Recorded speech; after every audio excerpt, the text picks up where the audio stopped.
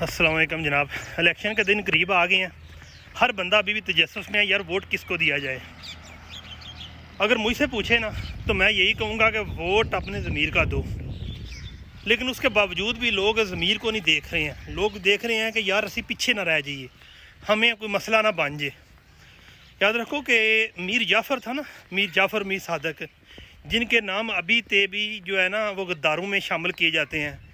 उस वक्त बड़ी ऐशो इशरत की ज़िंदगी उन्हें बसर की है, बड़ी हुक्मरानी मिली, सब कुछ हुआ। लेकिन उसके बाद अगर अभी भी पता चल जाए ना कि ये मीर जाफ़र या मीर सादक की औलाद में से हैं, तो कोई बंदा कोई रिश्ता करने लगे या फिर कोई बंदा कोई तल्लुक़ बनाना लगे तो बंदा पीछे हट जाएगा कि ये आज से 200-250 साल पहले उस गद्दार के ख़ानदान से हैं।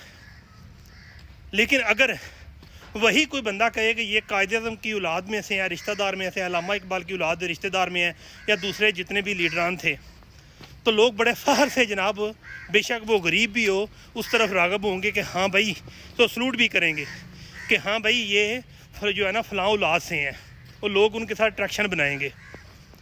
अब आ जाती है बात हालिया की, इलेक्शन जो आ गए हैं। हालिया इलेक्शन आप लोगों पे मुनहसर है कि आपका फ़ैसला क्या होता है।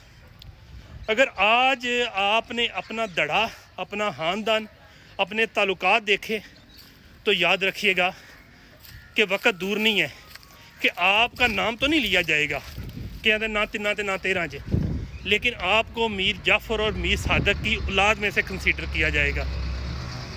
और अगर आपने ज़मीर का वोट ठीक जगह हक सच का दिया तो याद रखें आपका नाम फिर भी नहीं लिया जाएगा, लेकिन आपका जो दिल तसल्ली रखेगा ना, आपकी आखिरी सांस के वक्त भी आप कहेंगे कि मैंने हक का साथ दिया, आपकी मौत में दुश्वारी नहीं होगी। इस वक्त आपके सामने है। याद रखें कि जब हम देखते हैं किसी को किसी की ज़मीन पर कब्ज़ा करते हुए तो हमारे क्या एक्सप्रेशन होते हैं।